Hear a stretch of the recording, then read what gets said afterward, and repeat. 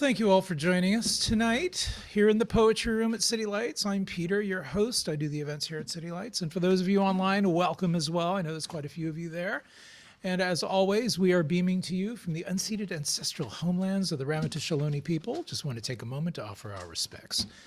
So tonight we are celebrating the long-awaited reprint of a fabulous book that we have been only able to get on eBay, or sometimes not even that. It is Philip Lamantia's Selected Poems, 1943 through 1966. It was number 20 in the Pocket Poet series. And tonight is especially meaningful on many levels as, of course, it's a City Lights title that we're celebrating, but also it's a gathering of friends. The poets who have come together tonight, quite remarkable wordsmiths in their own right, have all had a very deep bond with Philip Lamantia. They are colleagues, they are protégés, and they were friends of his. Their work has held a deep resonance with that of his own. So you'll find yourself tonight in a kind of a rare area, if you will. I mean, you're not only going to be experiencing a reading of Philip's poetry, but you're also going to have a privilege of hearing firsthand personal accounts of the poet. Philip walked in many different worlds. I think anyone who's had the pleasure of engaging him in conversation realizes his great gift as a raconteur, but also as a mind adept at synthesizing ideas. He was just as comfortable talking about nanotechnology and quantum physics in the same breath as evoking some concept of poetics. Philip was also an avid bird watcher and considered birds both as metaphor and in presence as sacred beings. And his was a kind of a hybrid form of mysticism that was all of his own. It kind of blended surrealism with esoteric Christianity, ornithology with Egyptology. He was unique, complex, multifaceted, and you'll get a really good taste of that tonight. So each of our guests has had a glimpse into the mind and heart of Philip Lamantia. Joining us are going to be Will Alexander, who, of course, is no stranger here to City Lights. He is a surrealist poet who met Philip in 1978. He's the author of numerous books of poems, plays, fiction, essays, and aphorisms. With City Lights, he's published Divine Blue Light for John Coltrane, which is number 63 in the Pocket Poet series, as well as the book Compression and Purity, which is number 3 in the Spotlight series. He has come all the way up here from Los Angeles. We're very, very grateful. Also with us is the illustrious Clark Coolidge, the legendary and prolific poet associated with the New York School and the Language Poets. He has written countless books, including The Crystal Text, a classic reissued by City Lights in 2023. And he actually read it in its entirety in the main room of City Lights during the launch party. I have to say it was very, very impressive. You can see that on our YouTube page. So he's also an accomplished jazz drummer and was a propulsive force behind David Meltzer's psychedelic rock band, The Serpent Power. He currently improvises with the group Ouroboros. He makes his home in Petaluma. Also with us is the fabulous Andrew Joron. He is a poet, editor, and educator. Also, again, no stranger to City Lights. He is the co-editor of the Collected Poems of Philip Lamantia, published by the University of California. He's the author of a recent pair of interlinked science fiction novellas, several poetry collections, including The Absolute Letter, and of course, Trance Archive New and Selected Poems, which is number 3 in the Spotlight series of City Lights. And he also plays in Ouroboros together with Clark Coolidge. He makes his home in the East Bay. So to get the evening started, to make an opening statement, I would like to welcome now Garrett Caples. He is the poetry editor here at City Lights and a very fine poet and writer in his own right. He co-edited the Collected Poems of Philip Lamantia for University of California Press and edited Preserving Fire, selected prose of Philip Lamantia for Wave Books, as well as the book Tao, which was number 59 in the Pocket Poet series. He's written many books of poetry and recently produced a book of stories called Proses.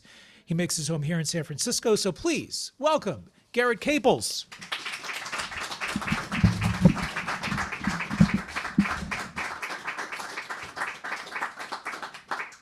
Thank you, Peter. And hello to everyone. Thank you for all coming. And for those of you online, thank you for tuning in. So tonight we are celebrating the new edition of the Pocket Poets Classic, Selected Poems by Philip Lamantia. When City Lights founder Lawrence Ferlinghetti first dipped his toes in the San Francisco poetry scene by attending one of Kenneth Rexroth's Friday night soirees, he was most awed and intimidated by two poets in particular, Robert Duncan and Philip Lamantia, who seemed to effortlessly maintain an astonishing level of fast-paced verbal erudition on a bewildering variety of subjects. Duncan was the same age as Lawrence, so that was bad enough, but Philip was 8 years younger than them both, probably around 26 at the time. Yet even then, he was already a decade-long veteran of avant-garde poetry, having been published at age 15 by André Breton in the surrealist wartime journal Triple V. And this is a little preview for you all. We are going to publish André Breton's last book of essays, Cavalier Perspective. That'll be out in August. So yeah, he's picked up by Breton and the Surrealists.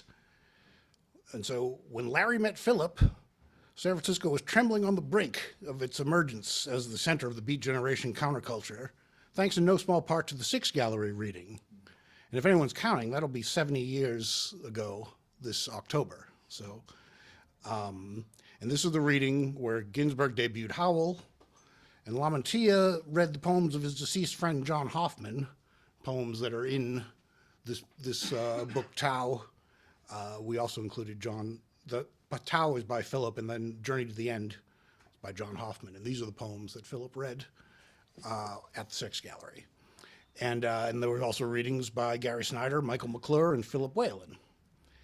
And the fact that Lawrence was there and the very next day offered to publish Howl is kind of why we're here right now. I mean, it was the moment of destiny in a way that created City Lights with what it would become. It was just starting as a bookstore. It had already started, but what it became as a publisher and as a literary center, goes back to that night in 1955. And thankfully, it's still here. It's still here. Philip and Lawrence began discussing doing a Pocket Poets book in 1959, which was the same year that City Lights published Duncan's selected poems. But for various reasons, including Philip's frequent dissatisfaction with his own work, the project didn't materialize until 1967, following his return to surrealism after a near 20-year break. Lamantia's selected poems essentially documents his poetic evolution in three sections: his initial breakthrough as a teenage surrealist, his subsequent Beat Generation period, and his mid-60s return to surrealism. And tonight, to celebrate the return of this book, we're presenting the whole thing. And we're extremely fortunate to have three amazing poets in the house to do the honors. Will Alexander, who is going to read the poems from the 40s from when Philip was a teenager. Clark Coolidge, who will read the middle section, the Beat Generation poems, and Andrew Joron, who will read poems from the mid-60s when Lamantia returns to surrealism. All three of these poets are strongly connected to Philip's work, as Peter indicated. And I'm pleased to say, as an editor, I've been able to publish all three of these poets at City Lights. So I feel like I've been maintaining what we might call the Lamantia wing of the organization, the Lamantia Surrealist wing. And it's been a very, some of the most meaningful books to me that I've been able to do. We've done two books of Will Alexander. We did Compression and Purity in the Spotlight series, and then Divine Blue Light in the Pocket Poets series. And then a couple of years back, we did the re-edition of the Crystal Text by Clark in a new look. And also in the Spotlight series, Andrew Joron's selected poems, Trance Archive. So,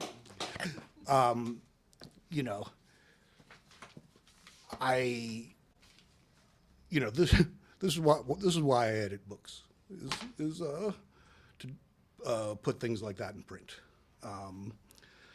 So we're gonna read the whole thing. Each poet is going to take a section, and after it, I'll say a couple of more words about Philip and about the book itself and how how it came into being and why we brought this one back now. So first off, please join me reading Revelations of a Young Surrealist, the first section. Please join me in welcoming our first reader, Will Alexander.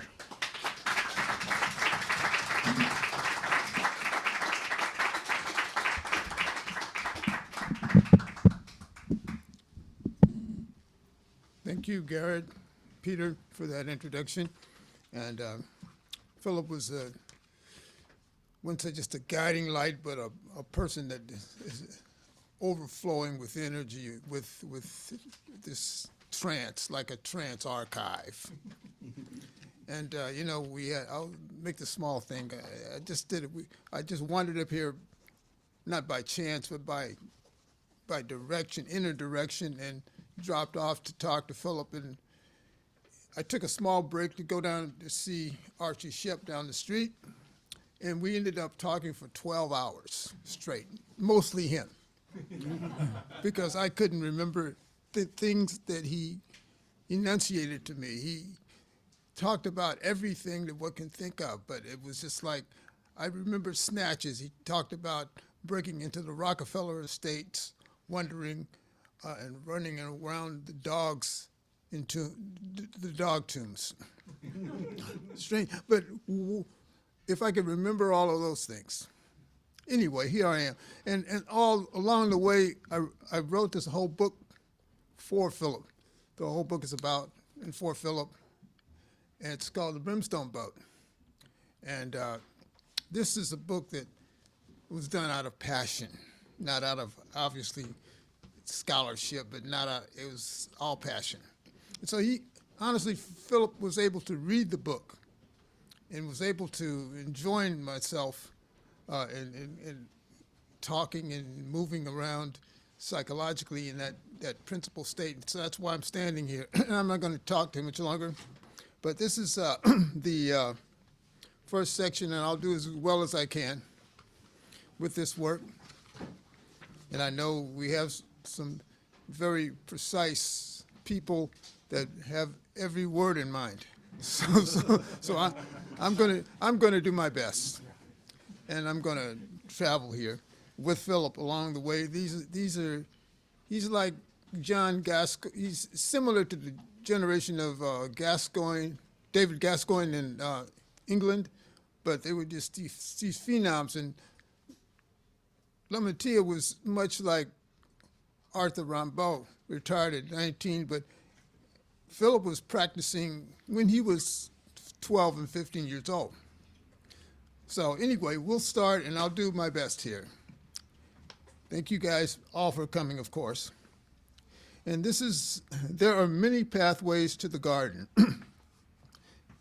If you are bound for the sun's empty plum, there is no need to mock the wine tongue. But if you were going to a rage of pennies over a stevedore's wax ocean, then remember, all pajamas are frozen dust unless an axe cuts my flaming grotto. You are one for colonial lizards, and over bathhouses of your ear, skull shall whisper of a love for a crab's rude whip. And the rimless islands of refusal shall seat itself beside the corpse of a dog that always beats a hurricane in the mad run for Apollo's boxing glove. As your fingers melt a desert, an attempt is made to marry the lily and fig foot dragon. Mermaids wonder and play with the living cross. A child invents a sublime bucket of eyes, and I set free the dawn of your desires. The crash of your heart, beating its way through a fever of fish, is heard in every crowd of that thirsty tomorrow, and your trip ends in the mask of my candle-lit hair. The mermaids have come to the desert. The mermaids have come to the desert.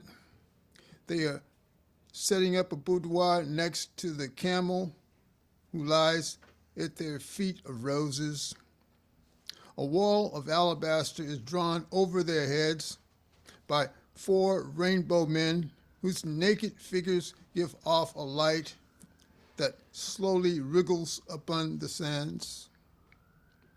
I am touched by the marvelous that the mermaid's nimble fingers go through my, as the mermaid's nimble fingers go through my hair that has come down forever from my head to cover my body, a savage fruit of lunacy.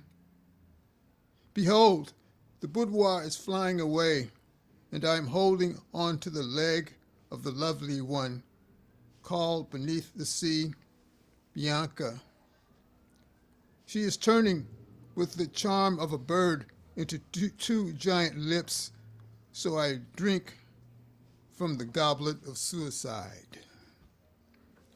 She is the angelic doll turned black. She is the child of broken elevators. She is the curtain of holes you never want to throw away. She is the first woman and the first man, and I am lost to have her. I'm looking for the region where the smoke of your hair is thick, where you are again climbing over the white wall, where your eardrums play music, to eat the cat that crawls in my eyes. I am recalling memories of you, Bianca. I'm looking beyond the hour and the day to find you, Bianca. Plume of recognition. A soul drenched in the milk of marble goes through the door of an evening that rides lost on a naked virgin. It gains power over the dull man. It is a soul sucked by lepers. What liquid hour shall rivet its song on my cat with the neck of all space? Morning and I may lose the terrible coat of ill feeling that has curled me into a chained dragon, the flower bursting with eyelids. Ah, a fever, the skeleton of arson, comes to rest on the citadel of the immortals. The diadems flickers and dies away while running toward the vat of salted babies. They are creeping upon the skull. They are creeping on the wall of my dagger. They are bulging with cradles. The era of the lunatic birds has arrived. They have come to rape the town, infested with iron blood clerks, and to send the hairless priest to the pool of deadly anchors. Parades are the enchantment of a brain piled up like the water of an ocean. I enjoy the creations of a human table, to be in the center of the delirious crowd. There are birds perched on my bones that will soon flood the avenues with their serpent-like feathers. I am at a house built by Gaudi. May I come in? Philip was like a proto-astronaut. He was always sailing towards the heavens. That's why I was so entranced by his work. Because first of all, I wasn't a practitioner of French. So, found Philip doing in English with a mindset that flew. Like J.H. Matthews once pointed out, he put this thing all in English. But it's not about languages, it's about a state of mind. It's the state of mind you're in. and the practitioner of that state of mind is always welcome in English, once he or she can provide a pathway, another pathway to the garden. Here's one of my favorite pieces I first saw anthologized as a younger person. It's called Hermetic Bird. And this hermetic bird had allowed and continues to allow me to fly and fly and fly. So this whole thing is to set the mind free. Hermetic bird. The sky is to be opened, this plundered body to be loved, this lantern to be tied around the fangs of your heart. Lost on a bridge, going across oceans of tragedy, across islands of inflammable women, I stand, with my feathers entangled in your navel, with my wings opalescent in the night, and shout words heard tomorrow in a little peasant cart of the 17th century. Breath by breath, the vase in the tomb breaks to give birth to a roving phoenix, to a roving sphinx. Tremble, sweet bird, sweet lion, hunger for you, hunger for your mother. The children in the lamps play with our hair, swing over the void. Here is the landscape on fire. Here are horses wet by the sour fluids of women. On the pillars of nicotine, the word pleasure is erased by a dog's tongue.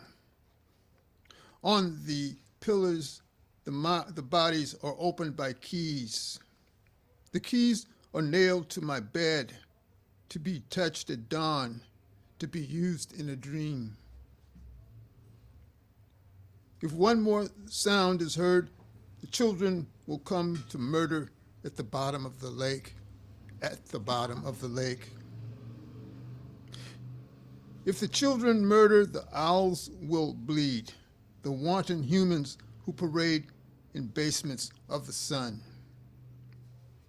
When the columns fall into the sea with a crash involving prophecies and madmen, together in a little cradle lifted into the robes of desire, with our mouths opened for the stars, howling for the castles to melt at our feet, you and I will ride over the breast of our mother, who knows no one, who was born from unknown birds, forever in silence, forever in dreams, forever in the sweat of fire.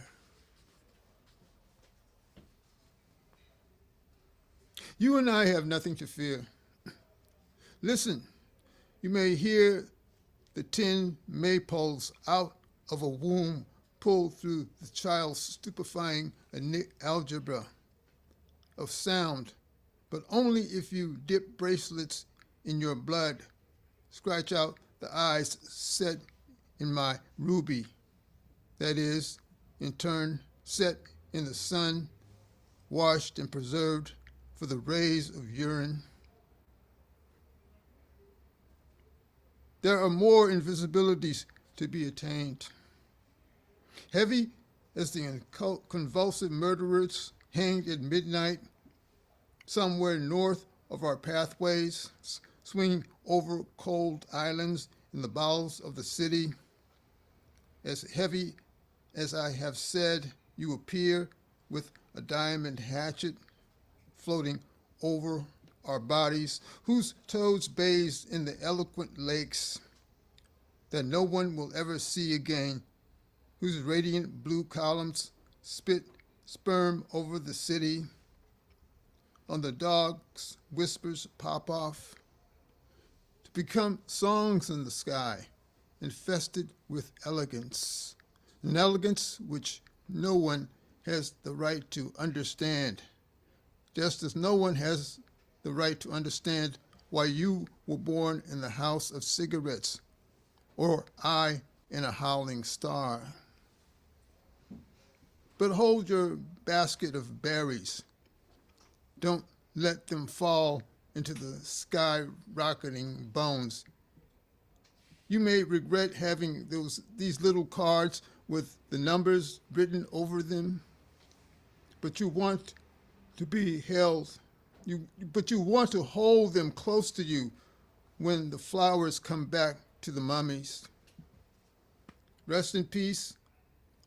Over the night, these words scatter themselves, and as I say this, bloodless nuns pass with lanterns in their withering hands.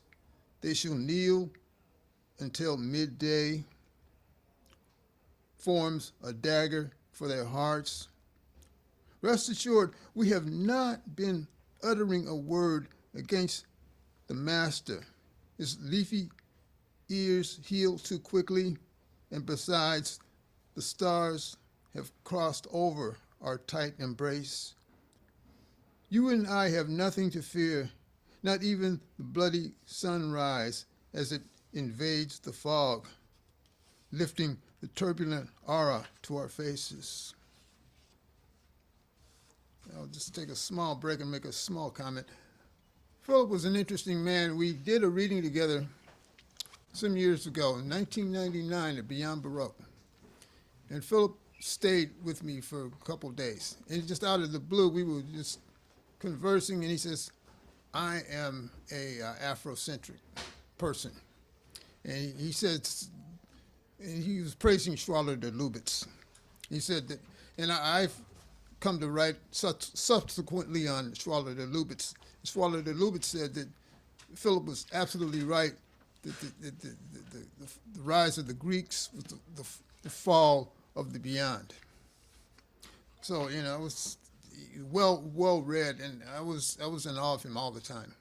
Not as somebody to worship, but as somebody to not feed from, but to be inspired by. And this is called Automatic World. The sun has drowned, virgins are no more. There is no need for understanding, but there is so much to see. So come with me down the boulevard of crawling veins. Don't be afraid, blood is cheap. A paradise song, a dirty story, a love sonnet. Scream it out. Then we'll have the human walls tumbling down to meet our march into the raw meat city. The velvet robes are strewn across the landscape. We step upon the sidewalk that goes up and down to the clouds. Down to the starving people. Don't ask me what to do. Keep on going. We'll end up somewhere fast, on the moon perhaps. Rainbow guns are dancing in front of the movie queens. Everyone is laughing, flying, dying, never knowing when to rest, never knowing when to eat. And the fountains come falling out of her thistle-covered breast. And the dogs are happy, and the clowns are knifing, and the ballerinas are eating stone. Oh, the mirror-like dirt of freshly spilled blood, tracking down the walls that reach the stars. Oh, flock of sheep, breaking their fresh open with bones sucked from the brothels. Oh, grave of bats sailing through shops with the violent hands. When will these come? When will these go? The sun is riding into your eye. Virgins are bursting from under my flaming palms, and we are slowly floating away. The islands of Africa to Rimbaud. And I'll say, Philip was like a Rimbaud. It was like this mercurial husk flying across the heavens.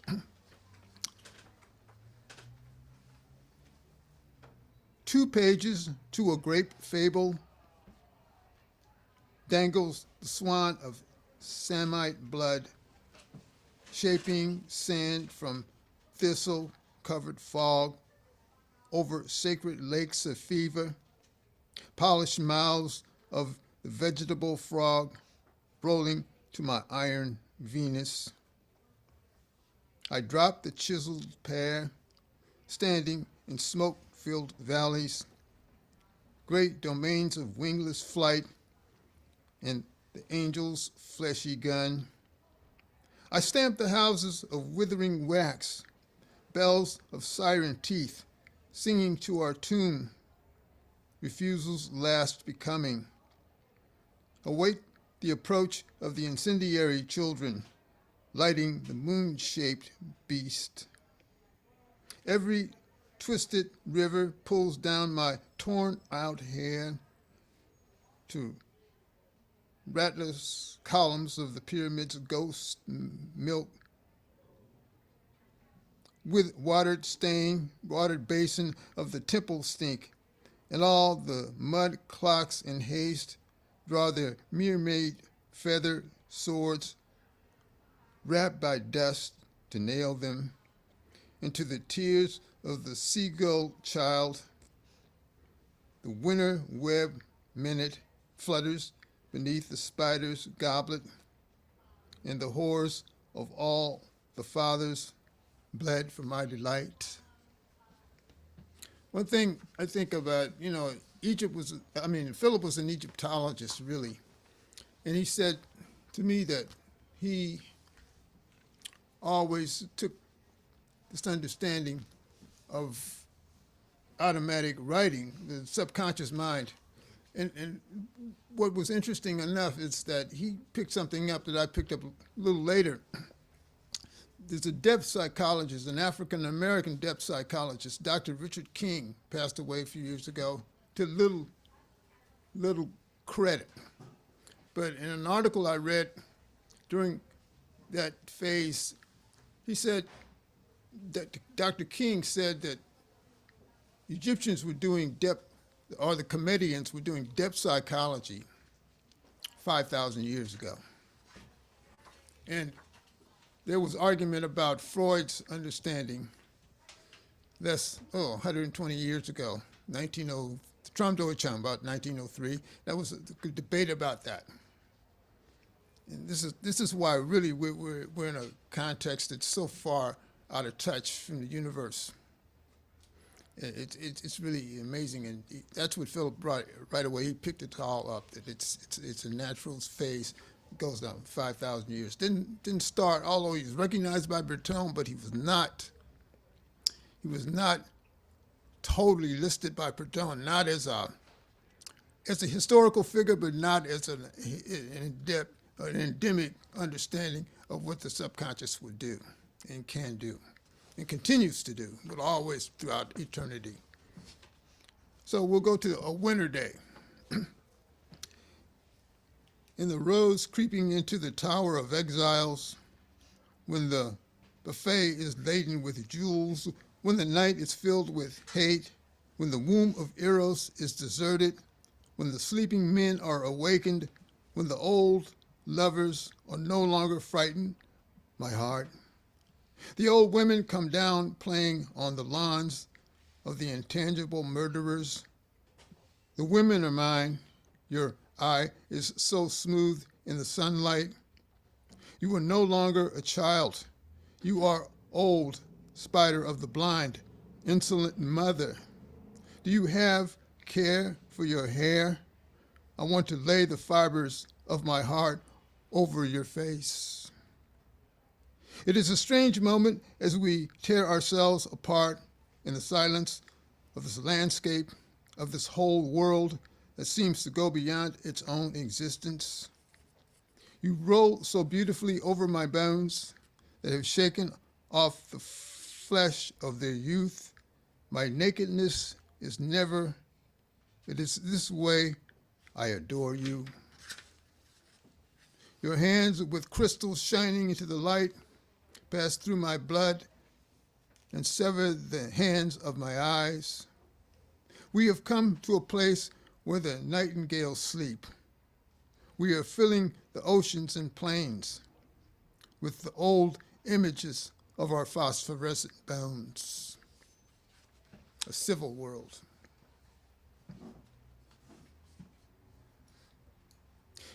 It is in a moment their faces will be visible.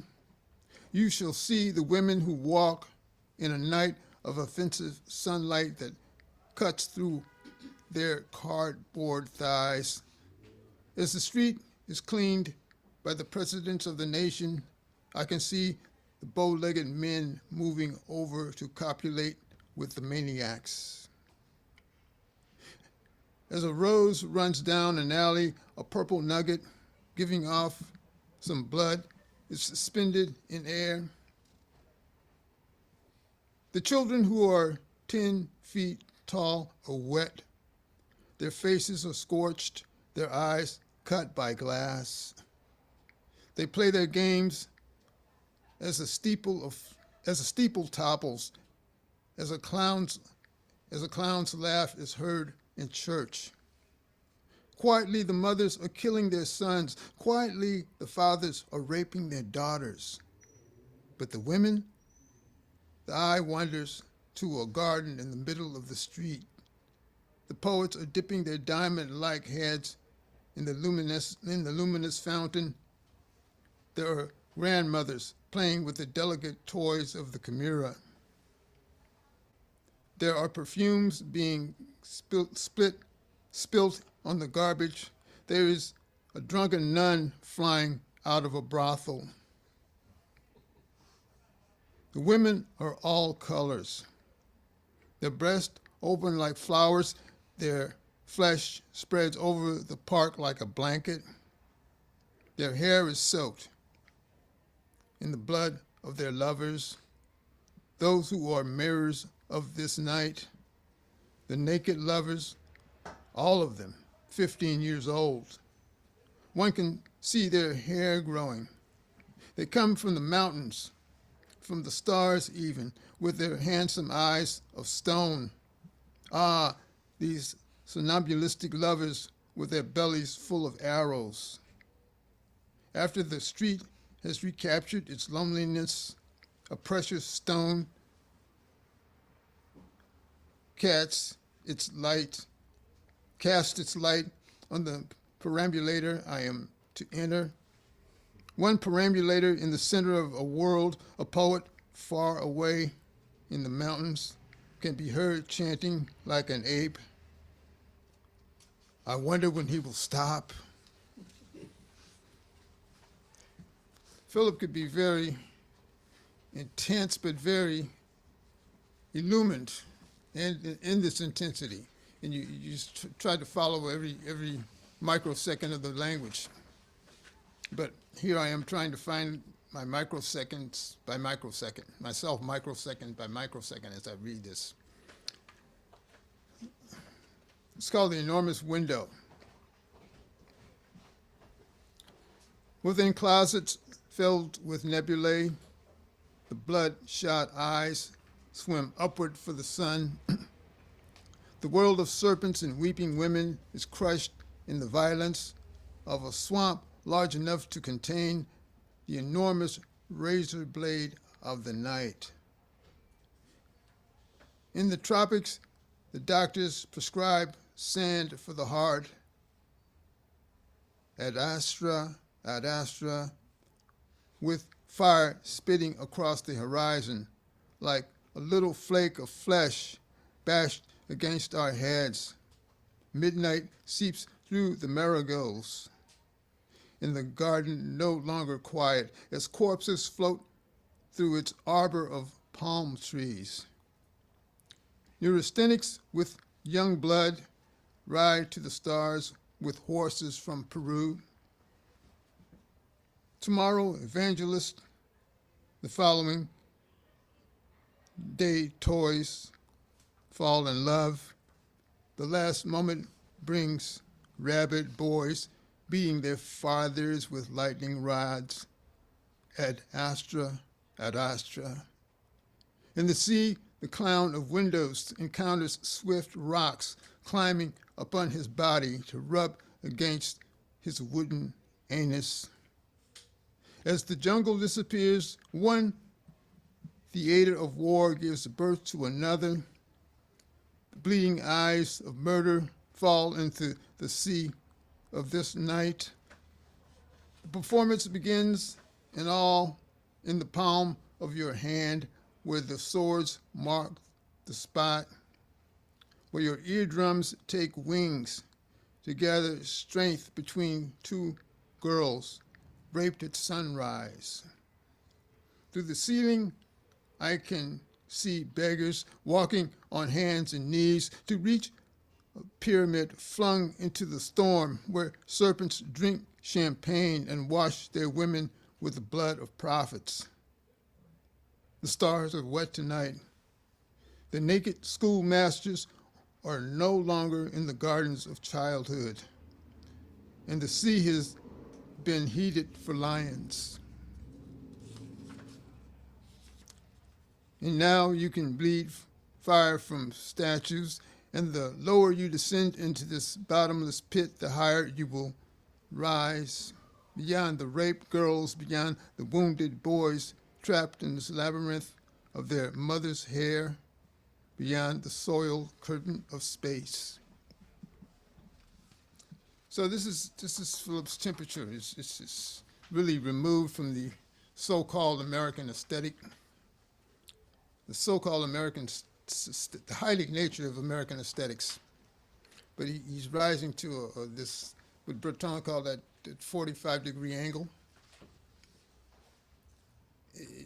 It's not like a vertical theologian's epic, but it's an epic of the Egyptian grasp, the subconscious grasp that I mentioned earlier about the 5,000 years. It's a continuous movement, and we're still on it, moving in this open, this unknowable, ultimately unknowable continuum. That's why we're here tonight, to celebrate a portion of this continuum. You don't want to idolize Philip, but we want to try to absorb him, and I'm trying to help to absorb Philip's spirit.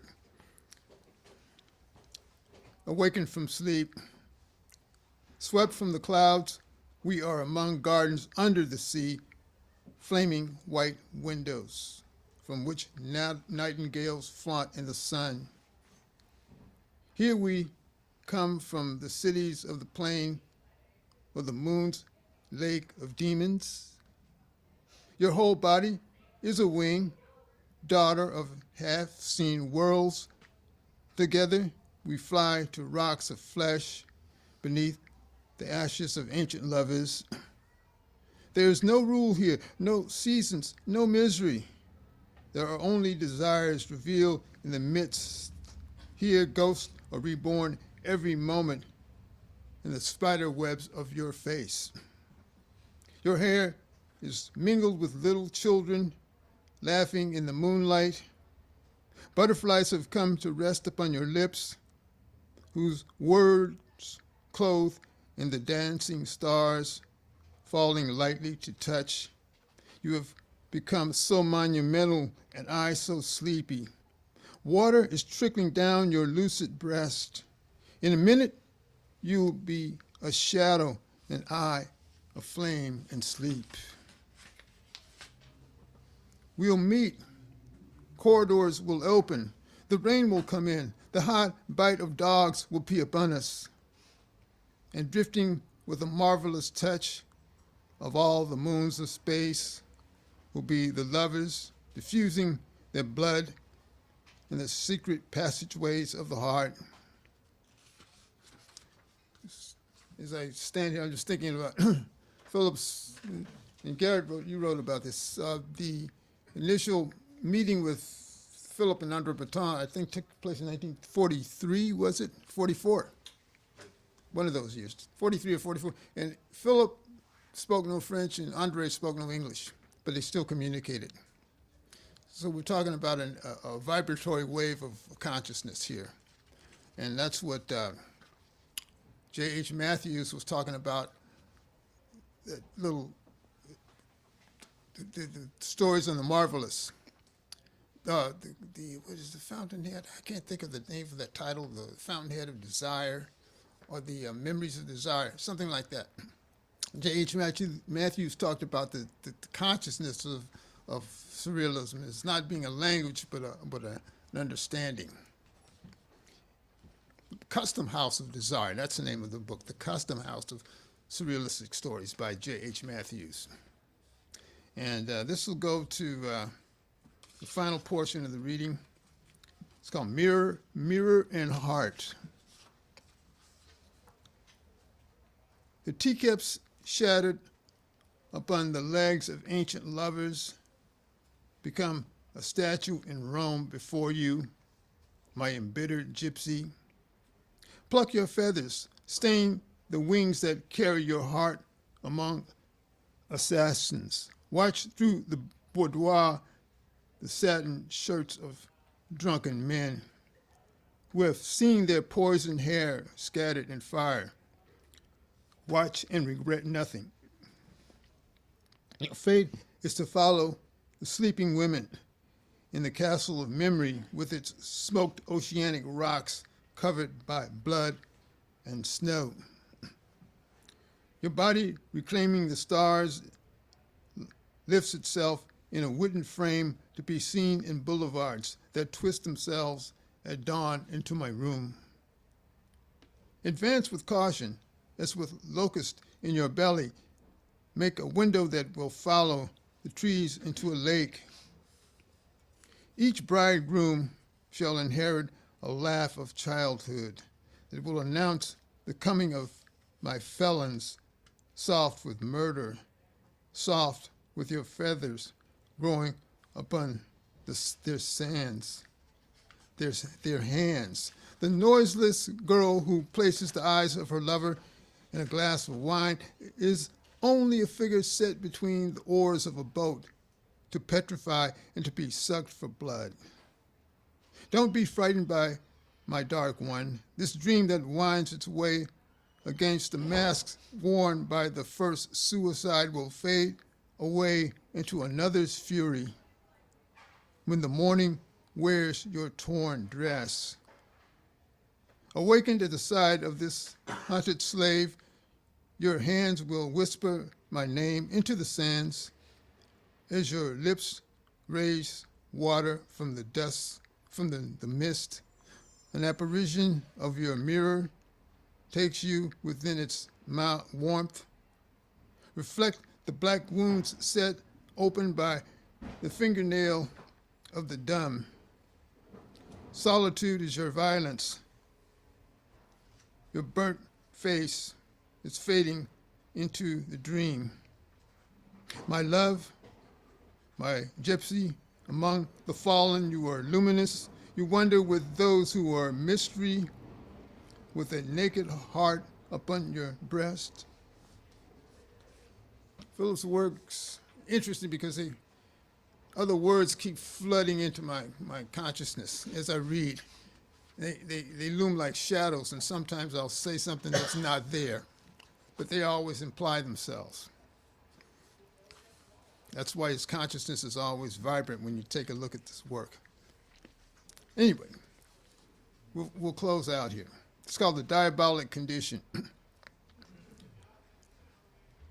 As the women who live within each other's bodies descend from their polar regions to the circle of demons, I become ready to offer myself to the smooth red snakes entwined in the heads of sorcerers. Between the black arms coming over the swamp, rushing to embrace me, and the distant sun in which abide the men who hold within their fists the evil eyes. Between the tombs and beds of boneless magicians who have worked in the secrecy of abandoned towers, despite my body flying away, despite the lizards who crawl into the altars where the potents are being prepared, despite the intrusion of doctors' maids and Egyptologists, despite the old Doric temple carried in by the art lovers, despite the nest of mad beggars, the chant is heard and the words or the chant are written in oceanic gardens. The flat walls are singing goodbye. We have entered the city where the dead masters speak to us of catacombs and the horned enchantress of Africa. The incantation is following us into the streets and into the sky. We are ascending to the limitless cosmos of architecture. We are crawling backward to enormous hearts that leap over the snow to climb into our bodies. Come, my ritual wax and circles, my rose-spitting blood. When the day is lit up by our magic candles and the hours yell their sadistic songs and suck hard into the night when the cats invade our skulls, then we will know the destructive ones have gone out into the world to catch the cataclysm begin. As the final wave of fire pours out from their hearts. And I'll close with the image of Ardor for the penultimate poem here, the image of Ardor for Parker Tyler.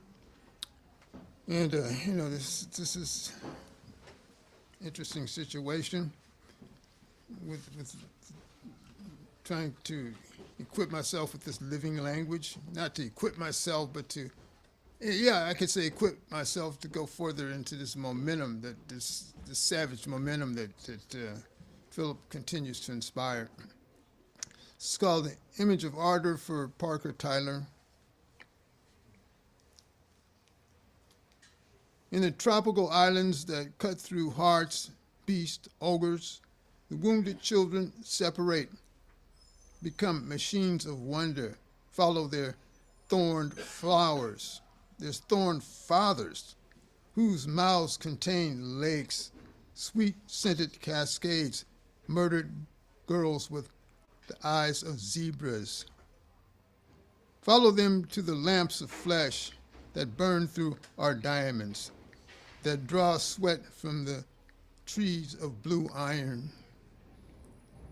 The heavy submarine women pass over the bodies of wanton youths who search for ravens lost in swamps, who roll their eyes in heated bottles, pursue their lovers with flaming torches, and carry their priceless mirrors within a network of navel strings. These painted faces watch only the incomparable, love only the unopposed flowers of desire. The lines that issue from lava claim them, embrace their naked bodies. They live within wild birds, swiftly ascending mountains of flame. The flame is kept within a perfumed box that sails in a sea of hair to land on this island and be sold to many men who dwell beneath heated jewels, beneath the secret idols of love. Hidden in rocks and grass of blood, the youth has grown enormous wings. He dreams of black chimeras and wonders about the huge pair of breasts that sink into the sea. Close with this one. I am coming.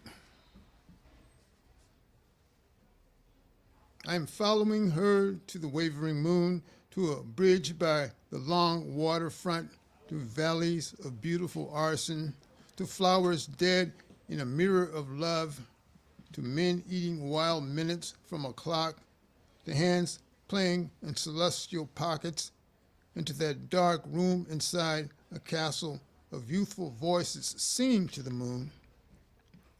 When the sun comes up, she will live at a sky covered with sparrow's blood and wrapped in robes of lost decay. But I am coming to the moon, and she will be there in a musical night, in a night of burning laughter. burning like a road of my brain, pouring its arm into the lunar lake. That will do it. I thank you for your patience and time. Thank you.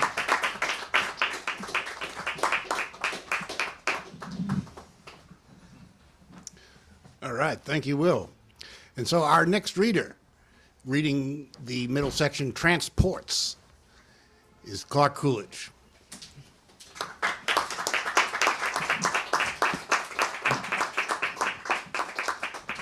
Thank you.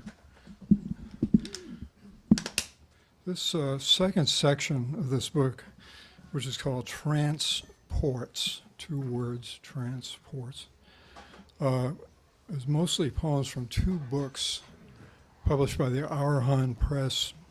Ecstasis came out in '59, and Destroyed Works in '62. These were the 2 books I think most influenced my work at that time.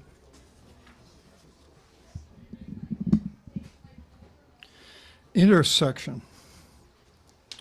No longer scouring mangoed islands, no longer doves flown from my fingers, no longer the first wave rainbowed over the white stone, flinging light to the black reef.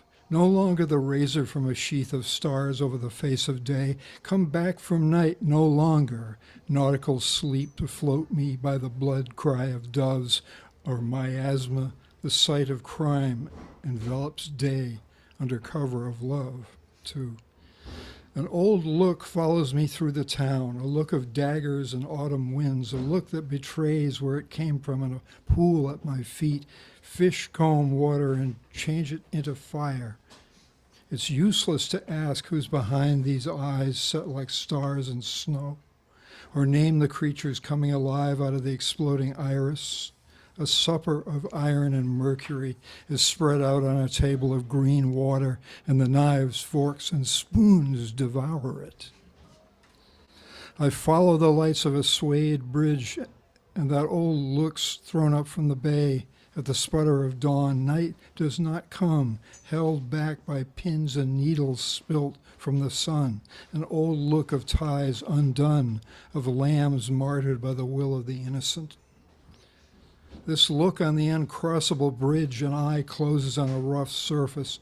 If it had power, I'd demand atonement. If it spoke, I'd speak back.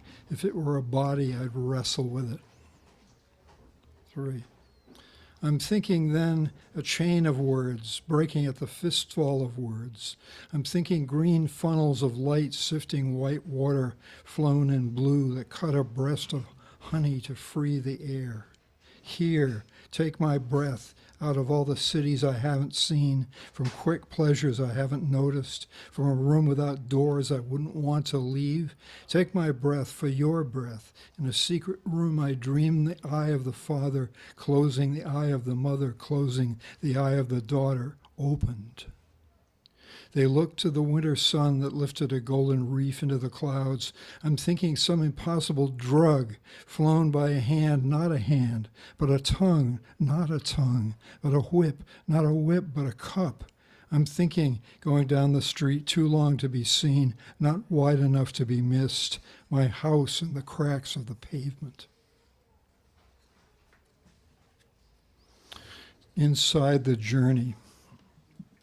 Quickly I rocked between waves. Quickly I got the god on the wing. Quickly I picked the tarn from the twirling top. Quickly and faster, faster, for the kill of the body's anger, for the win of the lost child, for the fall of wizards through revolving sheets of snow. And so I walked all the streets, become one street among the renegades who go unmolested, half asleep to the gardens of childhood in the largesse of a white love, once a pink, pearl-shaped object on the horizon of their longing, a white love in a black space, no time in the land of nothing but time. And this was my dream that lasted from some dawn to some midnight in the falling down room overlooking the oldest graveyard of Manhattan.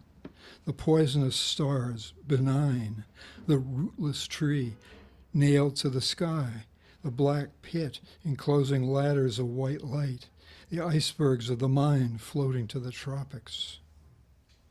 For a long time I saw no other sky than the ceiling of this room where, from a chink of plaster, hung the image of paradise I embarked for like a ship to the Orient. I could hardly move my head. I could hardly say the word to ask for water. I could hardly conceive of another life. I threw the hex down. I swallowed the spells. I put the tumult down. If I spoke, I would violate the wonder of that silence. If I moved, I would break across space like a knife cutting cheese. I knew all the constellations of infinite duration, where my thoughts that flew away one day waited like brides for their bridegrooms of the infinite. And another time I was making blueprints for the eternal, but the work was interrupted by some ogre who jumped out from behind a slab of magenta sky, and I was mesmerized on the spot between the poison I was wiping from my lips and the face behind the face I saw looking at me from the sky I was using as a mirror. Anyway, I broke the spell. But another wave of invented emotions sank, and another light fell on the crest of the wave. Escape was a door I kept shutting all around me and on those who were carving me, symbolically, they said, for the first course at the restaurant, for the initiates of the Lake of Love, which is to say, sperm ran high that year, breaking over the brains of those who know how to conduct themselves properly in this world.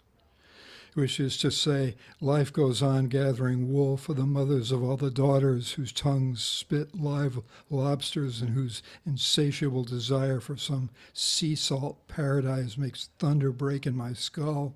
Which is to say, very simply and without metaphor, that my brain was oppressing me. And that is not the most of it, for I took a look into the great vacuum of this world in order that the journey in space of that life that puts poetry to shame, since it strained at the risk of all my senses becoming nil and hurtled me further into abysmal giddiness, would terminate at the junction where I might be able to move while in a state of suspended animation, since if I did not move in the vacuum would move within me. And this movement of what is lusting to annihilate the sense of life, instigating panic in the mind, heart, and liver, and taking its place, therefore, within life itself, would only lead to my ejection from this world. It is this vacuum that makes possible that daily hell kept going to decimate the scapegoat inhabitants of the earth, inspiring nothing but apathy and further pollution, revolving on the sexual hydra at one pole, and fed through the swine-mongering mobs to the other pole in order to do away with the memory of what was or might be. And as I opened to it, I saw its body that is a vast machinery in perpetual motion for the sole consumption of a certain kind of etherealized excrement, transmuted out of the bestial layers of the human condition, become entirely the cretinized image of God, with whom, be it added, this machine copulates perpetually. About that.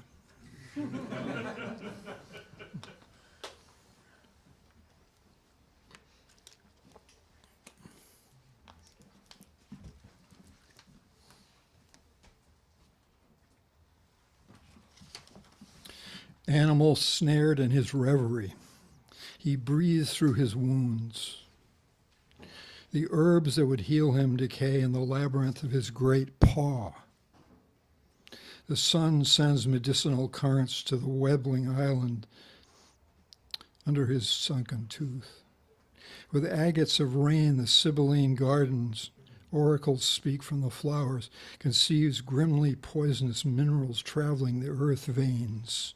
The animal, blackening the light with an orb of his blood, reads on the televised leaves, sleep terrors raging, exit from dreams, and the green mouth cracks open underground. The owl. This has got to be one of the great owl poems. I hear him, see him, interpenetrate those shadows warping the garden pathways as the dark steps I climb are lit up by his eye magnetic to the moon, his eye magnetic to the moon. I have not seen him when windows are mute to whisper his name. On that moment, erroneous bats slip out through the sky. His lair conceives my heart. All hearts make the triangle he uses for a nose, sniffing bloodways to my brain. The bloodways are lit up by his eye. On a sudden appearance, he tortures leaves, flays branches, and divides segments the sun has drawn. I do not falter. In the dark, he fortifies. His color is green. To distend him over the earth, he does not fly. You meet him while walking. He is not easily enticed to manifestation, but stony silence, petrified moments of transfiguration will bring him out, focused on the screen where all transfigured bodies are. You must be humble to his fangs, that paw the moon ball dissolving in the space from the corner of your eye. He will trick you otherwise into daylight, where you meet his double while running. By night, the deltas of the moon's spilled planet are stoned under his wriggling light. By day, he chokes the sun.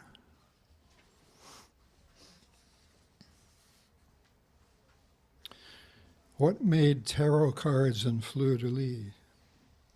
What made tarot cards and fleur-de-lis chariots my heart to shackle towers? The priestess maps apocalypses, swords catch on medusa'd hair, mandolins women in a garden. They scaled the wall, they fell from a wall. Fleur-de-lis illuminated on eyeball came out of the wall. They fought in a flower. Symbologies systematized from sweat suctionings. A theatrical cruelty extends souls on a pensive cloud turn, turning incendiary incentives on. They came to peace and wailed in gavots. Monsters cooled their mothers in bubbling craters. Angels dropped leprous booty on a high-flung season. They blackened blood climbing the walls. A fleur-de-lis on a charging horse swam up into the moon-clad night. His lady on a wall, raped, moon struck by wands, clapped in a bell. His lady shook fleur-de-lis on the wind. Mandolins in a bile-styled piece explode. Nights go scattering swords. The tripled queen on a resinous wall apparitioned as fleur-de-lis, luminescent under burnt-out flesh, suddenly galed, tarotted on medieval stained glass. Man is in pain, man is in pain. 10 bright balls bat the air, falling through the window on which his double leans, a net the air made to catch the 10 bright balls. Man is a room where the malefic hand turns a knob on the unseen, unknown double's door. Man is in pain with his navel hook caught on a stone quarry where 10 bright balls chose to land and where the malefic hand carves on gelatinous air the window to slam shut on his shadow's tail. 10 bright balls bounce into the unseen, unknown double's net. Man is a false window through which his double walks to the truth that falls as 10 bright balls, the malefic hand tossed into the air. Man is in pain, 10 bright spikes nailed to the door.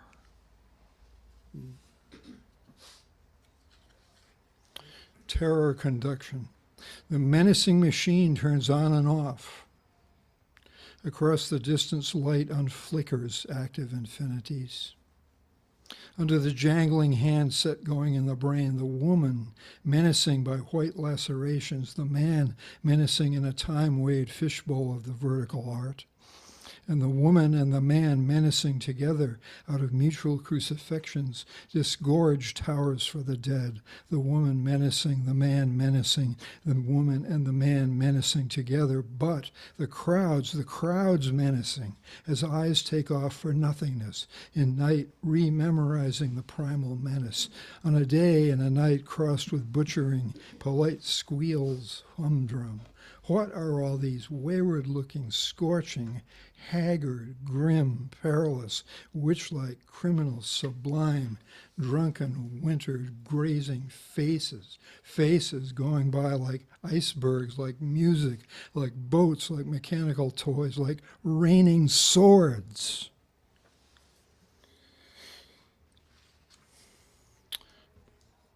Put down of the whore of Babylon.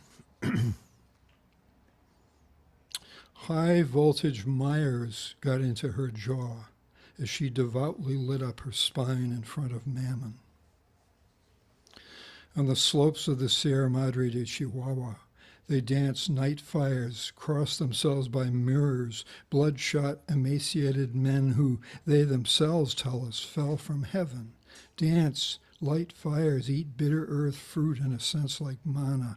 Oh man, the spit of plant lice or black markets in a pearl at the unheard sound, for the wails of self-pity, for the hysterical salesmen of ideas, for the goodwill destroyers of words. These must be put down, for they're inside us, and ferment saccharine sweet whores, like this one, dancing to the tune of sly, poisonous health remedies that make my head exude dung, that put saliva in my bones, that dish out infinite possibility of the imago magpie of erotic ecstasy. No, no, no.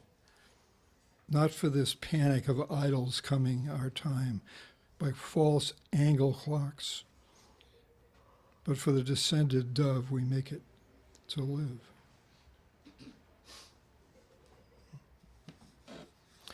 As some light fell on the inscaped facade, stains of interior cancer intervened the stars. Bewitched by time, a long room of rooms who opened on you, iris, the street corner flew into spring, precisely a lily or an iris. Dead smoke. Ambivalent miles, sorceries played, we drank from hatred's lake. Giant jades emanated spells. I played the windows of hell, perfumed birds out of emblematic halls. Cut fire in two, caves yawned walls, cries, tigers. A mile below Saturn, presence of damnation, shades in the meadow enlightened the cows who made the walk of seas go round, and legends, iron stalks in the forest, carved the geometries of Azoth. Winds have not flown longer than time we stopped, whose sail hit the rooms where you looked into voids. A beast on a star, Jaiba on the moon and the sunken tooth, stalks of madness tripled fire and sent gardens under the sea. Mountains fell, dogs howled. You, O dark side of the moon, interlaced light, shadows went on the water. Undeciphered glyphs, stones of the immortals, trophies bled in gold. Morning light song. Red dawn clouds coming up, the heavens proclaim you, absolute God. I claim the glory in you is singing to you this morning, for I am coming out of myself and go to you, Lord of the morning light. For what's a singer worth if he can't talk to you, my God of light? These lines should grow like trees to tie around your crown of the sky. These words should be strong like those of the ancient makers, O poet of poets, ancient deity of the poem. Here's spindle tongue of morning riding the flushes of night. Here's gigantic ode of the sky about to turn on the fruits of my lyre. Here's welcome cry from heart of the womb of words. Hail, Queen of Night, who giveth birth to the morning star. Here's the quiet cry of stars broken among crockery. Here's the spoon of sudden birds wheeling the reins of Zeus. Here's the worshipping eye of my soul stinging the heavens. Here's charmed bird, zephyr of high crags, jugs the divine poem as it weaves terrestrial spaces, overturning tombs, breaking hymens. From where cometh this first cry that my hands go into for the resting of words? Here's my chant to you, morning of mornings, God of gods, light of light. Here's your singer let loose into the sky of your heaven. For we have come howling and screaming and wailing, and I come singing to you, who giveth forth the song of songs, that I am reborn from its opulence, that I hold converse with your fantasy, that I am your beauty, not of this world, and bring to nothing all that would stop me from flying straight to your heart, where rays conduct me to the song.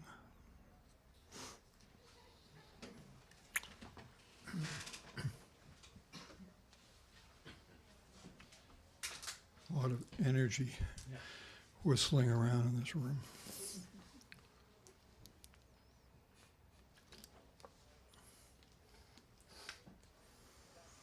Reminds me, I one time gave a reading of Melville's work, and the barn behind his house in Pittsfield, Mass, where he wrote Moby Dick and Pierre. And I was reading part of Pierre where it really is him talking about himself writing Moby Dick. And it was a perfectly clear, still, sunlit afternoon. And suddenly, right above my head, this zephyr of wind began to swirl around. I don't know. It's one of those big things. Hi, Herman. The wheel. At halls of Oedipus blind, at interior cairn at Karnak, at Jaguar court of the Quiché flew, I came with Saint-Germain, washed the feet of lepers, dried the tears of widows, walked a long way to the desert, meditated birds, went the way of wandering anchorite, chewed the bread of hawks, looped the dream of Constantine, was bishop of Alchemia, made signs for the people that they knew the Christ, opened gates of St. Bruno, sat still in cave of St. Druida, spoke out against the rule of iron. I came with banquet of lovers at ruins of Tenochtitlan, swam the Hellespont of antique mystery, landed on shores of Mu, Atlantis, Babylon, made fast for pool of the underground, and ascended feet high into the sky at Rigaloo of Tingis, ate from tables of undersea gardens. I came in company of the unknown saint, prayed to Notre Dame in women's cabinets, entered hermitages of Basil, talked desert tongues, was desperate in the medieval night, designed crests for the duck ye wise, brought battle on the Anglo-Saxon world. Soul in the night, make the wearer rise with thee, to drink with thee the wines of paradise. I came with thee, anointed one, into Meccano hells, at desecrations of the lily, and said, no more this door, for love turns in happy feet of fat light. We watch with eagle eyes in time and out of time for thee. The night is a space of white marble. The night is a space of white marble. This is Mexico. I'm sitting here, slanted light fixture, pot, altitudinous silence. Your voice, Dionysius, telling of darkness, superessential light. In the silence of holy darkness, I'm eating a tomato. I'm weak from the altitude. Something made my clogged head move. Rutman, a week at beach at Acapulco, Carol Francesca waiting till Christmas heroin rain on them. I see New York upside down, your head, Charlie Chaplin, in a sling. It's all in the courts of war, sign here, the slip of dung. Technically we are all dead. This is my own thought. A hail of hell. Saint Dionysius reminds us of flight to unknowable knowledge. The doctrine of initiates completes the meditation. There's this distance between me and what I see. Everywhere imminence of the presence of God. No more ecstasis. A cool head. Watch, watch, watch. I'm here. He's over there. It's an ocean. Sometimes I can't think of it. I fail, fall. There is this look of love. There is the Tower of David. There is the throne of wisdom. There is this silent look of love. Constant flight in air of the Holy Ghost. I long for the luminous darkness of God. I long for the superessential light of this darkness. Another darkness. I long for the end of longing. I long for the... It is nameless what I long for. A spoken word caught in its own meat, saying nothing. This nothing ravishes beyond ravishing. There is this look of love, thrown silent look of love. I have given fair warning. I have given fair warning. Chicago, New York, Los Angeles have gone down. I have gone to Swan City where the ghost of Maldoror may still roam. The South is very civilized. I have eaten rhinoceros tail. It is the last night among crocodiles.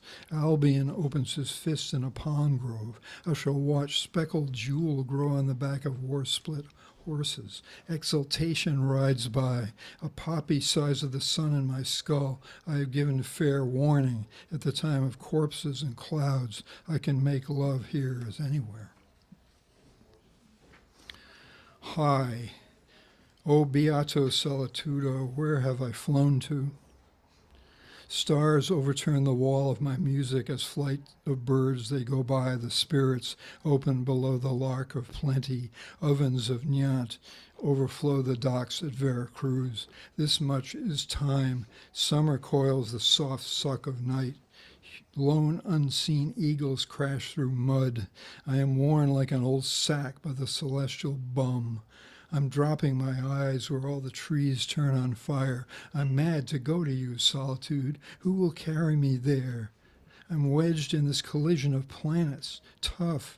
I am onged. I am the trumpet of King David. The sinister elevator tore itself limb by limb. You cannot close. You cannot open. You break your head. You make bloody bread. Resurrections 1. It is I who create the world and put it to rest. You will never understand me. I have willed your destruction. It's the beginning of the flower. Inside its black ore, I salute abyss after abyss. You are the exploding rose of my eyes. I have nothing but third eyes. This is the end of clockwork. Sempiternity is the rose of time. This flower talk will get you nowhere. I will not be involved with people I call true distance. I invite you only to the door of horror, laughter. I keep stoning you with black stars. Christ is superior to Apollo. Bodhisattvas are drunk with being God. He who is living lives only the living life. He who is living lives only the living live. I will hate and love in the way, in this is being. I will return to the poem. 2. A theater of masked actors in a trance according to the virtues of sacred plants. There are those dying of hunger. Mankind has sanctioned crime. Men should not die of hunger.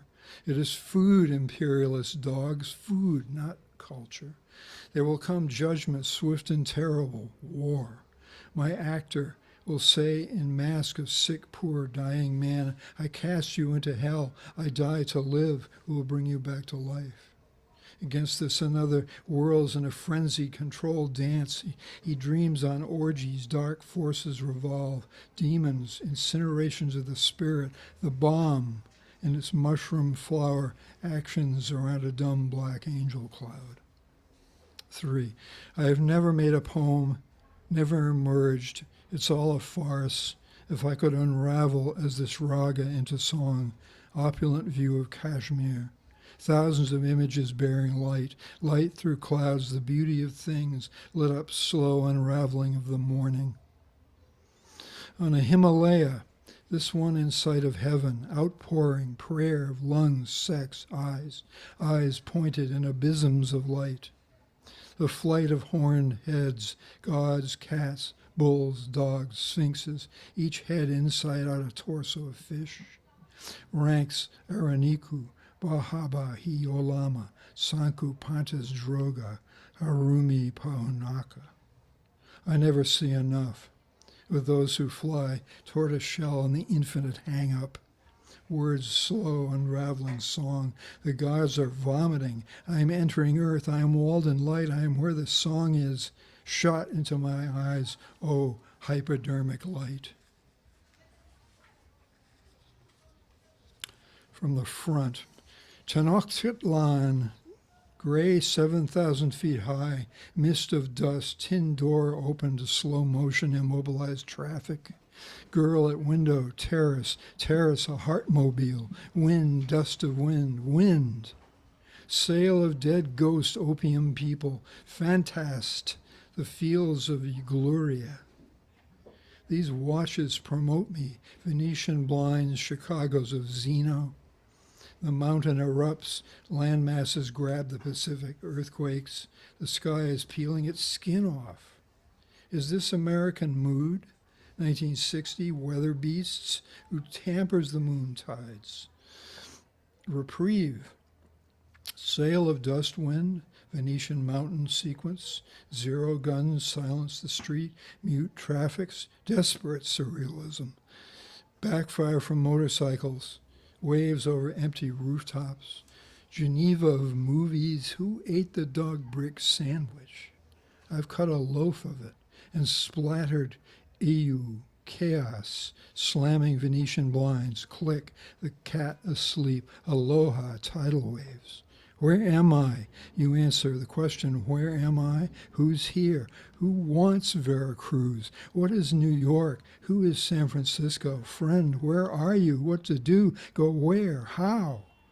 Motorcycles of atonal Venetian blind, dust of wind, rooftop. And a last poem in this sequence. The third eye.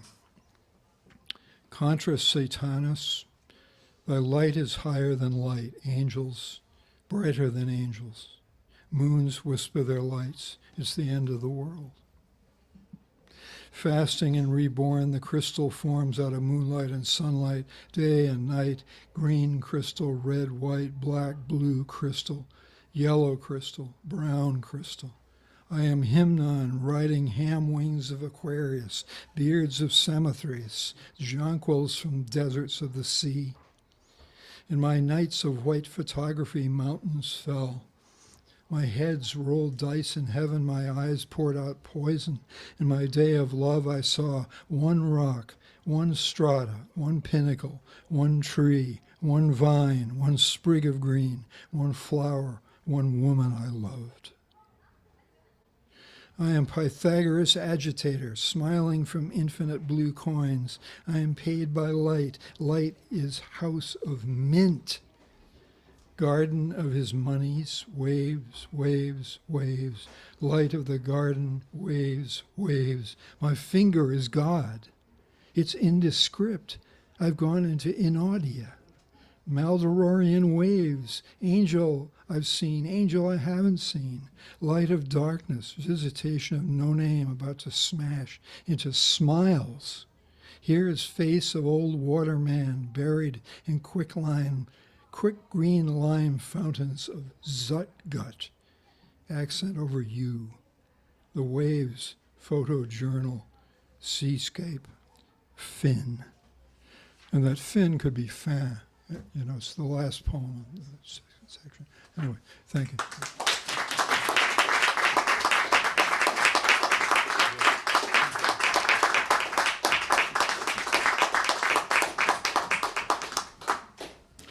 Thanks, Clark. And somehow that was Philip when he wasn't a surrealist, which I don't quite understand.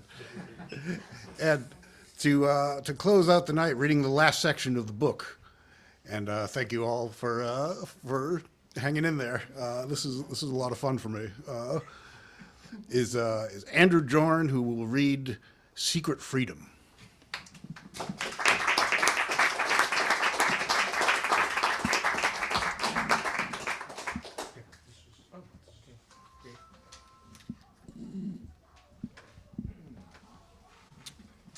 Okay, final section of the selected. And I am totally jazzed to be joining forces with Clark and Will in presenting the reissue of the selected Tial. My experience with Philip Lamantia goes back to my teenage days when, not through any special perspicacity on my part, grew up in Lowell, Massachusetts, where through sheer objective chance, my best friend in school as a school kid was Tony Sampis, who was Jack Kerouac's nephew. So over at Tony's house had all these filled with books, especially City Lights books.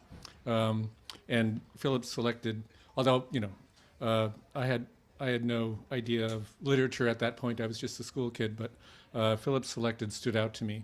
And then when I finally made it to the Bay Area and was pursuing poetry, I had brief encounters with Philip, going up to him as a gushing fan at readings and sending him fan letters in my first early books. When I finally, thanks to Will's introduction, entered Philip's circle and began hanging out with him seriously, I was touched to see that he had kept all my letters and my books. And just Philip's generosity of spirit was one of his the traits of his character. I want to shout out to Steve Fama, who's in the room. Steve was one of Philip's close personal friends, but is also the world's greatest expert on Philip's publication record, the most elusive text of Philip in the most obscure literary magazine Steve knows about, and we certainly drew on Steve's expertise as we were putting together Philip's collected poems for UC Press. So, all right, so we're on the final section here of the selected poems. Blue Grace. Blue Grace was a flavor of LSD that Philip was experimenting with at this period of his life. Blue Grace crashes through air where Lady LSD hangs up all the floors of life for the last time. Blue Grace leans on white slime. Blue Grace weaves in and out of Lüneburg and my burial vault, undulates from first hour peyote turn-on. Diderot, hand in hand with the Marquis de Sade, wraps himself up in a Mexican serape at Constitution Hall, Philadelphia, 1930. Blue Grace turns into the Count of Saint Germain, who lives forever, cutting up George Washington, dream of pyramid liquefactions from thighs of Versailles. Blue Grace intimidates Neville Chamberlain, feels up Filippo Marinetti and other hysterics of the phallic rose. Blue Grace dressed up as automobile sperm, my claw of the future, and the almond rose, rich the vampire wears over the U.S. Army. Flags, American flags, flying like bats out of my burial vault. Flood museums where Robespierre's murder is plotted. Floated from Texcoco, the Prince of Bogota caught red-handed, sniffing 40 cans of Berlin ether. Heydrich ice blue teeth impersonates psychokinetically the resurrection of Blue Grace as prophetess of the anti-planet system. Blue Grace under dark glasses, getting out of 100 white cars at once. Cars of ectoplasmic tintypes go to the juncture where Blue Grace glass is raped at the Court of Miracles, Mexico City, 1959. Blue Grace, undressed, reveals tattoo marks of Hamburg, sea and storm of Neptune-Pluto conjunction. Rumors of war strafe the automation monster, walking to universal assassination. K and the Russian poets suck Blue Grace's opulent morsels. Back and front, the nicotine heaven of Bosch's painting emanates the thousand beauties of Christopher McLean's toolbox of mechanical brass jewels. Man, the marvel of masturbation arts, intersects Blue Grace at world's finale orgasm, electrophysic apocalypse. I sing the beauty of bodily touch with my muse, Blue Grace. Spring 1963. The sun is bleeding over the sky. The sun is bleeding over the sky.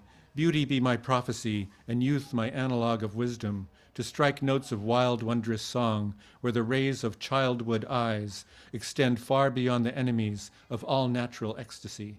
Youth's dream that zaps the zephyr of galactic sex, youth's flood of rapture's delight that intercepts the candle of the sky and rolls up its fire into balls of tropic night, lightening down the gray monsters of rational crime. Oh, go out to the end of the world, hands of my surrealist youth, when all the trees bent to thy rites of savage runes and flights the sunbird made on midnight's exploded jewel. Diamond eye of rocket heads of youth, flame brain that banished the horizon with a 14-year-old scowl of the Sibyl's spear, crashing down to living death, those who'd stop my march to the raw meat city of flame, sea, sun, ecstasy. Ah, that I never forget thee, wonder wood of phosphor youth, when forests of ink flamed to golden goblets that sang my heart's pure leap into the blood war rings of Thor. Over the hill of windy rages from the whorl of eucalyptic green, the voice of Ariel Morgenroth did come down and bade me sing the kingdom of elsewhere off the shores of Nevermore. It was and is the moment you cannot compass, from materia prima to the specular stone, where I kindle this paper over pyres of prophecy. Youth's dream to burn down the dreads of dope and dour old men's sickly sex and sicker greeds.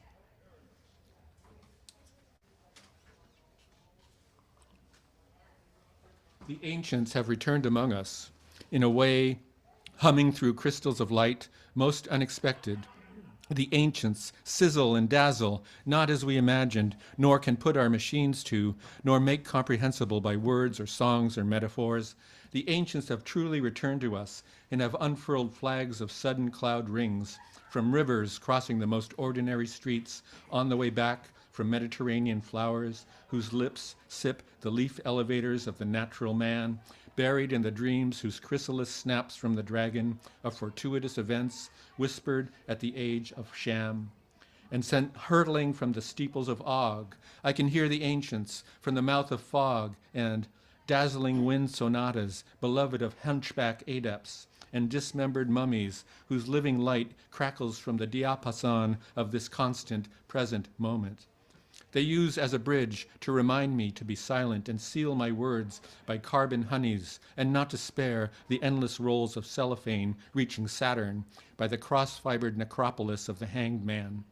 They caution me to flamboyant order that repeats the dooms ordained by the transfiguration of the banners of wayward heralds whose brains fall blandly and sedately and fall again through the overdrenched factories of neon blindness. And who cares, since it is all known to have been fixed in the calendars of the twins and read throughout prehistory from the secret stones cast on the shadow.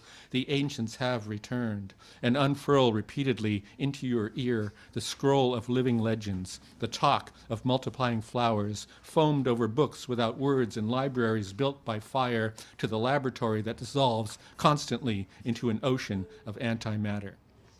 Truly, the wisdom of the ancients is written everywhere. You can not see it, and secreted nowhere other than through the tachygraph under the cascade of capillary mountains, forever registered before this instant gave birth to its opposite, which is snaking beyond the distance between you and I, moon man and opal of the sun. This arrangement, by special decree of what turns night into day, or brings the longest night before the lion that rips open the throat of the new year, when the ancients were the youngest gods, burst from the bubbles of sperm spit.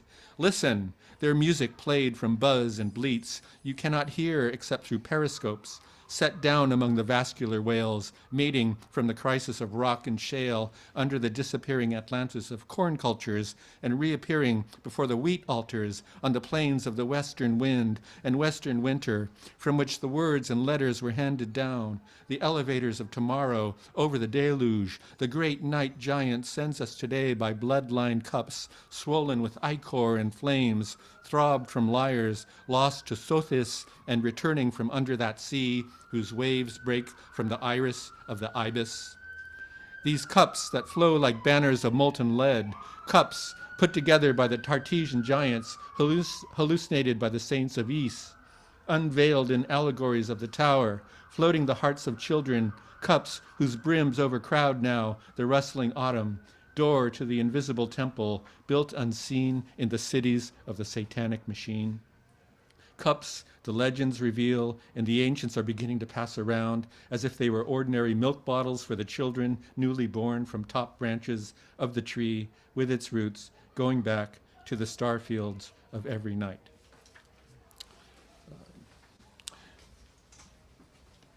She speaks the morning's filigree.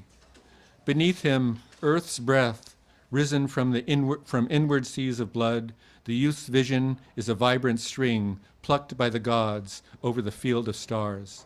Through the night on fire with my blood, whose incense sputters your sleep and washes you on the threshold caught from the tinging stone, I'm tired of cooking the ultimate specter of future poems, weak from demands of the moon-eating children of the 25th century. It's really so late to proclaim my youth of 100 years. But you, Io, walking on sandals of almond and wrapped by hair of eglantine, open the seashell that sings us back through storms of smoke to the burnt altars of childhood that float in milk I drew from dragons slain with the help of the sylph. Clocks rant their dirges of woe to no avail. Your sleep is my awakening. All the shadows lie cancelled by celestial foam. Moon poisons are cooked to the perfection of tea. The sun stirs the cauldron Sothis fixes from your tears that dances diamonds on opalescent hands, breaking the 7 seals. Over and over the dusk of the chant from the plain of Segovia rings up the veil through which the deities move prisms of desire, the cup that swallows the sword, the wands that shake the stars. Aurora, the cat of the morning, has sent a message of aerial fire to the 12-faced aerialith whose name is not permitted for reading, whose number is water, an abyss of the bone, whose age is always about to become, and always has been, no less than time. We can play host to the marvelous and have it burn us to the salt of memory, where an invisible stone contracts all thought to draw out the words that shall crackle your sleep to wake us up beyond the Pleiades. No longer tired now, I've supped from the tombs of kings and raced past the giant chairs of Tartessos to mark the spectrum's path to where you and I shall be buried in the seed of the sun. I'm at the gate of the house built by no one, but the one who pulled it down before it was founded from the sperm of the walking sleeper. From this place, my poems can begin to take on the shape of candles and incense sticks. As you ride midnight mares to undo the astral curse, turn pages of burning books, or float freely on the morning's filigree. This one's called Gork. Gork, exclamation point. Philip made up words, played with words. And there's also a political subtext moving through a lot of this, which is kind of prescient, given our the mounting fascism that we're living under today. Gork, or my personal minute reading on the calendar of emblems proclaimed from the Principality of Weir, which is constantly somewhere else, therefore unreachable by machines and beyond any psychophysical analysis, and conjuncts only relatively with the phantomatic distortions and material encumbrances socially projected to over-proliferating mobocracies, murderous and degenerate sciences, retrograde religions and politics at this time increasingly oppressive and horrent, perpetuating their arbitrary prerogatives out of certain atavisms of thought and operation, steeped in integral errors known to corrupt and destroy our humanity. It's one of those days when the moon jumps out of its skin and the walls of the sky crash down with a thud of Saturn's rings. From the wind that drops its eggs to the gull who hatches them from its gullet. It's one of those days governments war on the earth's dinner tables and heads of state are Venus flytraps eating the scum of their slaves from cisterns of all the phony capitals of King Mob. It's one of those days I'd assume the electrons fell out of their atoms or never move across my room except to play endlessly the art of the fugue. Since it's on a day like this, the planetary aspects are so bad, if anyone at all is not a Taoist, be still and act not. An age of karma is set, going so that all future cranes and paradise birds overbleed on the crests of all the seas of our world, to the degree that on another one of these days, the air itself shall strike down the citizens like a plague. For it was on one of these days the perfect one degenerated into a crocodile, and the sylphs of old mated with the baboons who oozed up from the crash of the 8th moon. Sagittarius Decon 1, 10th day, 1965. Voice of Earth Mediums. We are truly fed up with mental machines of peace and war, Nuclear monoxide brains, cancerous computers, motors sucking our hearts of blood that once sang the choruses of natural birds. We've had enough dynamos and derricks, thudding valves and pulleys of the devil mankin's invention. And soon, if they aren't silenced, and we survive the sacrificial altars of the automobile god and the vulvas of steel spitting molecular madness through layers of satanic dust, if the complete crowd-manacled machine isn't dissolved back into the earth from where its elements were stolen, we shall call on the great ocean wave, Neater of waters, and the king of Atlantis and his snake spirits, otherwise known as Orcus, Dagon, and Drac, to send up calamitous tidal waves, 1,000 feet high if need be, to bury all the monster metal cities and their billion-bullioned wheels of chemical death. O William Blake, thou can oversee, if it please thee, this lesson of Aquarius' clean sweep, that earth's beautiful spirit of purifying ocean shall stop these weights on and plunder of her metal blood and very thin skin to teach us Terra's song of Taoist harmonies. What is not strange? Sea towers of Sicily changed place with the tongues of elephants born on the back of the ibis. What is not strange, among eddies of the hermaphrodite caught on the spiked hair of foam, your lips, Diotima, result from the broken statues of Hermes and open with the click of all the fans of Murasaki. What is not strange is that the shorelines of zip-zap cities explode giant Coke bottles, lighting the savage factories, supercharging morning blur to Venus. Ping. Visionary hot riders tear off their clothes before you, Geronimo. Epiphany in a star-spangled leather jacket, flapping on the hammocks of the bivouac girls, back from their raids on the moon. What is not strange, opening up the sassafras seeds, golden whistles, and millenniums of pest at a single glance from Superman, he who is not coming back ever, as the holy biscuits spill endlessly dollar bills the future shall print their poems on. What is not strange? Now that I've swallowed the Pacific Ocean and sabotaged the Roman Empire, and you have returned from all your past lives to sip the snakes of my fingertips, go away and be born no more. Do a Kundalini somersault. Gothic games in two parts. One, when they do come bearing midnight suppers wrought from Merlin's gobble machine, let it be hands not bleeding at the wrists, but slightly invisible, say clothed in a miniature seafoam cloudette, hands that slip elegantly out of the air and let the dishes be chafing, but bearing hamburgers with relish and frankfurters from Wunderbar land. 2. Take a trip into the Grail legend, eschew those dull, responsible profiteers who'd nourish you on video plastics. Here, at the castle, it's sunbeams for breakfast and opal meat for lunch. Dinner is unspeakable and secret. But this much I can tell you, the nutrition, so ethereal, spiration alone accomplishes digestion, and the bloodstream transmuted into a cascade of celestial fluids. Naturally, all is served from invisible hands, with a complete spectrum of sound interlaced with each bite. From the walls, lips, shaped like moon changes, sing harmonies arranged from the chaos of that other world, beyond the submerged forest where, it is said, those who were once men now become slaves of their inventions, conspire sinister dragons rocketing out of elsewhere to nowhere. Towers of the Rose Dawn. Having lived for a long time on each side of the bridge within sight of 3 towers, it was only after the bridge fell thunderously into the water that a great wave rose to carry me safely before the 4 doors of the castle and spill into my hands, a giant key inscribed with the Weir image of the head and eyes of a green and beautiful beast. Philip was working on this, the Poetics of Weir, W-E-I-R, with Michael McClure at that time. A weir is sort of a dam, a place where water is stopped up and collected. But he dropped it at a certain point. Capricorn is a wounded knee.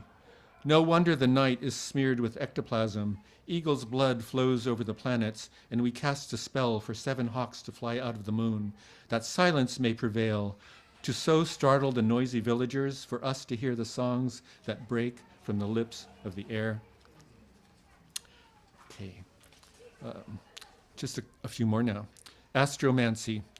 The stars have gone crazy, and the moon is very angry. The old civilization that rolled the dice of Hitler is surely bumbling into a heap of catatonic hysteria. Another civilization, secret for 6,000 years, is creeping on the crest of future. I can almost see the tip of its triangular star. I'm writing this from Lost Atlantis. I wonder when I'll get back to the alchemical castle, where I can re-begin my work left off in the Middle Ages, when the black beast roared down on my weedy parchments and spilled me into an astral waiting room whose angels, naturally in flaming white robes, evicted me for this present irony, idleness, mancy, and the dream, instead of getting down to the super-real work of transmuting the earth with love of it, by the fire prepared from the time of On. No matter I'm recovering from a decade of poisons, I renounce all narcotic and pharmacopoeic disciplines as too heavy 9-to-5 type sorrows. Instead, I see America as one vast palinode that reverses itself completely until Gitchi Manito actually returns as prophet of a new Iroquois brotherhood. This needs further development. I foresee a couple of essential changes. A breakout generation of poet kings setting up the realm apart of sweet natural play and light metal work.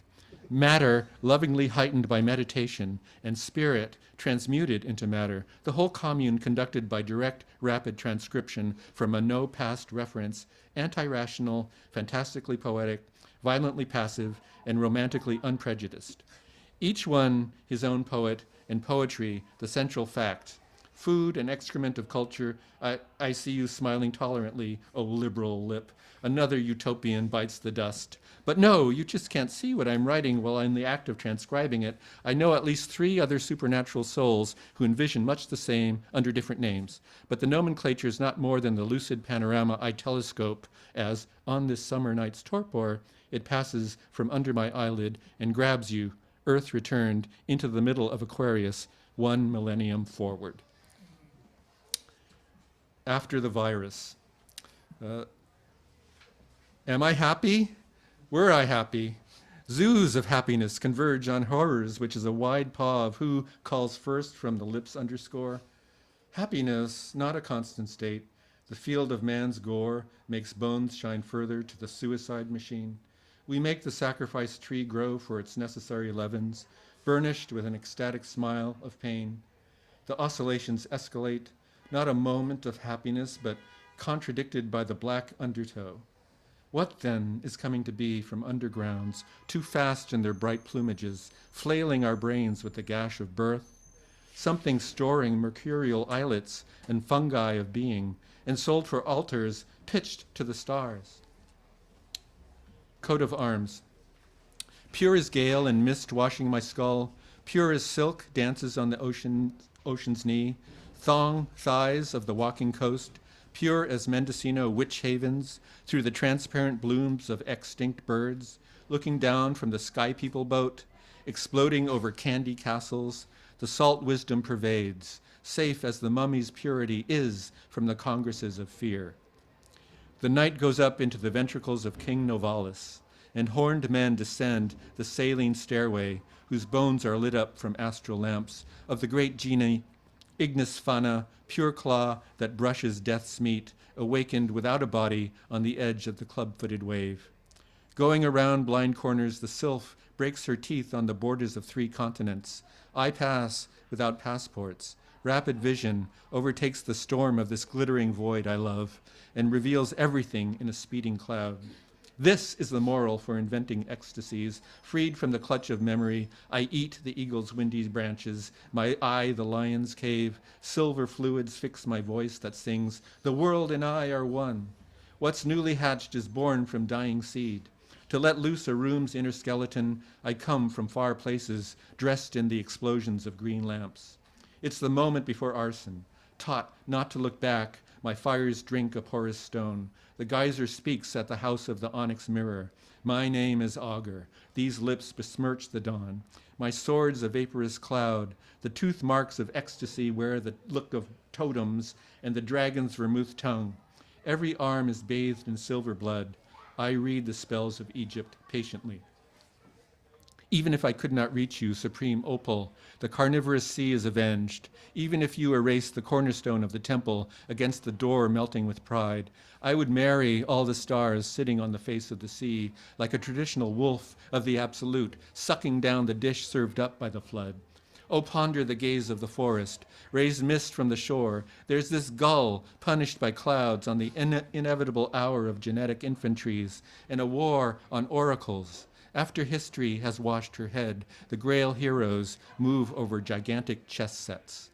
Am I passive enough yet to breathe the fire of the opal and walk over my graves that withstood the cleavages of insect wars?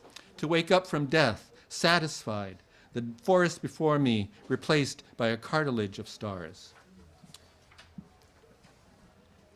Okay, the last poem is called, appropriately enough, Difficult First Steps. 1. It comes over me like a gigantic fawn web of intricate dance and rouses black fire, not yet prepared, but for the clutter of baneful voices. I run the risk of being cut down by the charging beasts of good sense. I have been nervous before. Human beings made me sick, and vampires insinuated themselves too long into the crevices of my inner lodes. I shall take care not to listen to them again. 2. There is only this black ice forest to whet my appetite as it leans its invisible breasts for the gelatinous lurch of my mind. I am not the first nor the last to start off for this splendorous X-ray road for which the universe was made. The swords of entire enchantment cut the weeds overgrowing its hair. At each step, I'm fortified. When miraculous fingers rend the mist we inherit from spirit mongers to keep us from the hungry foods, by those whom we have yet to meet, and we're not, as we, born from mineral minions. 3. There are mines of mysterious moments that open their tentacular veins, dropping flowers from which the worker threads his probes to uncover calyx come from outer space. X-ray visioned, their stamens entwine us with other worlds, though we cannot see them as they shed the black light of dreams. Or now they come looking into angel-swung litanies the sea irradiates at the hilt of any night, in a jungle of black waves that pour you, spines and vocal suns, a caustic air that spins me to the rock of enigmatic love, affinities of the mineral diving board that is my body, contracting to the rhythm of its murex hand, churning the waters below, and only the starlight consoles.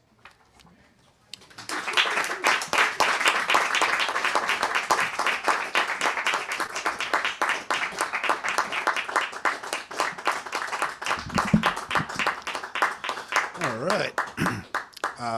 Thank you, Andrew. Thank you to Will and to Clark as well. We had no idea how long that was going to take, so I think under the circumstances, I could talk about Philip all night. Maybe I will in a bar somewhere. But yeah, I just want to thank you for coming. It means the world to me to get. This is the first sort of affordable.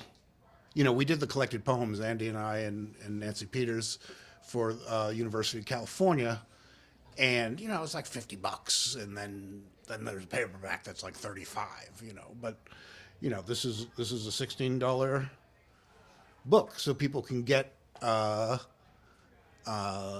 these poems in a way that I felt like he was in jail, putting them on a really high priced book. So I'm just really happy that all these poems are available once again, and I'm thrilled that we got to read the whole thing. So thank you very much, and thank you, Philip. It changed my life to meet him, and I would not be here doing what I do at City Lights without meeting him. And I want to thank Will for introducing me all those years ago. So yeah, thank you, Philip. Thanks very much, everyone.